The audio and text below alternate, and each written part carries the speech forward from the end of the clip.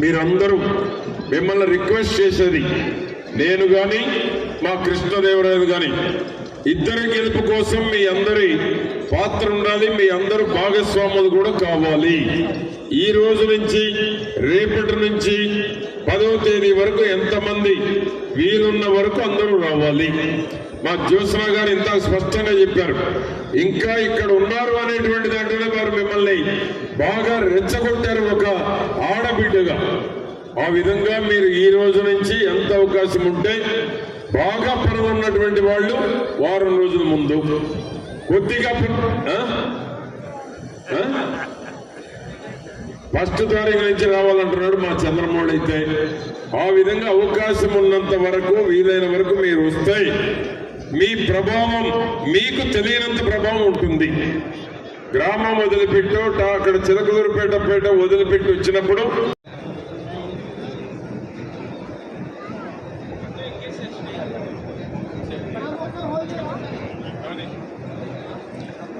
Thank you. ఇప్పుడు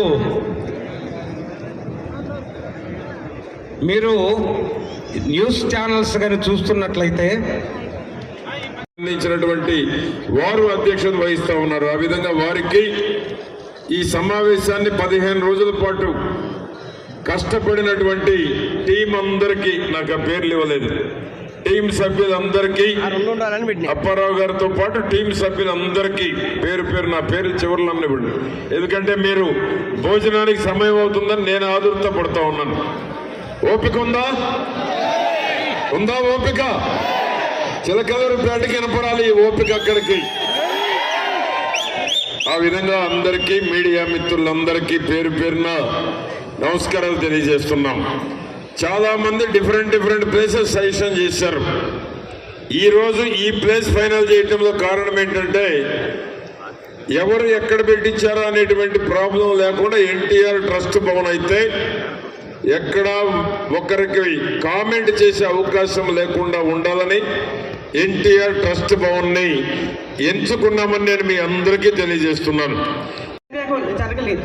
ఈయన 5 సంవత్సరాల్లో forest permissions, tiger reserve permissions తెచ్చుకోవటమే కాకుండా ఆ ప్రాజెక్టుకి శంకుస్థాపన జరిగి ఈరోజు ఆ ప్రాజెక్టు ద్వారా 1.5 ఎకరాలకి సాగునీరు, 2.5 లక్షల మందికి మంచినీరు ఇచ్చే ప్రాజెక్టు అది తీసుకురావడం జరిగింది. అంతేకాకుండా జలజీవన్ మిషన్ కింద 500 కోట్లు వెచ్చించి ప్రతి ఇంటికి మంచినీరు తెచ్చే పథకం, దాన్ని కేంద్రంతో ఆమోదించి మన రాష్ట్రానికి తీసుకురావడం జరిగింది. అలానే మన ఉన్నత కుటుంబాలకి ఎవరికైనా ఏమన్నా ఆపద వస్తే ఇమీడియట్గా వెళ్ళటానికి మల్టీ స్పెషాలిటీ హాస్పిటల్స్ ఉన్నాయి. కానీ నిరుపేదలకి నర్సరావుపేటలో, పల్నాడులో ఏమన్నా ఇబ్బంది జరిగితే వాళ్ళు ఏదర్ గుంటూరు వెళ్ళాలి, లేకపోతే హైదరాబాద్.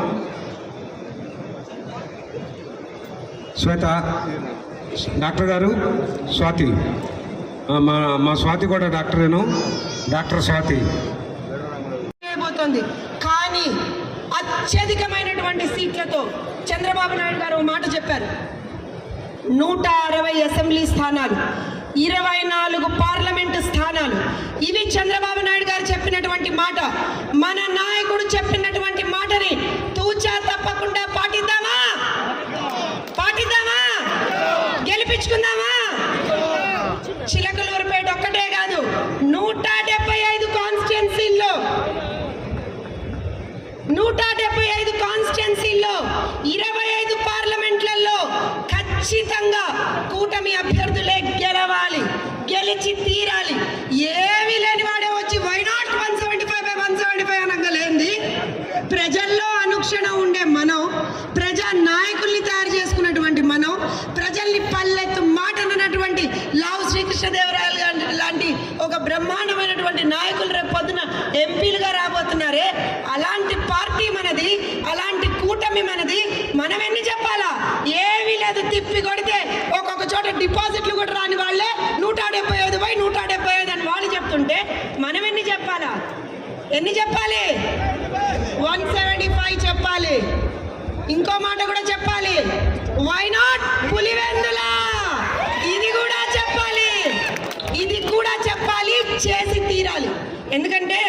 మొన్న గ్రాడ్యుయేట్ ఎమ్మెల్సీ ఎన్నికల్లో అదే పులివెందల నుంచి ఇదే తెలుగుదేశం పార్టీ కార్యకర్తలు 3000 మెజారిటీ ఇచ్చారు. 3000 మెజారిటీ. ఆ ఎన్నికల్లో వైఎస్ఆర్సీపీ ఓడిపోయింది. పులివెందుల నుంచే మెజారిటీ ఇచ్చారు. కాబట్టి రేపొద్దున పులివెందులని కూడా మనం కొట్టాల్సిందే. పులివెందుల్లో జగన్మోహన్ రెడ్డి ఓడిపోవాల్సిందే. ఇవన్నీ ఒక్కసారి మనసులో పెట్టుకోండి. మన ఎమ్మెల్యే అభ్యర్థిగా ప్రతిపాటి పుల్లారావు గారిని, మన ఎంపీ అభ్యర్థిగా లావు శ్రీకృష్ణదేవరాయలు గారిని ఇద్దరిని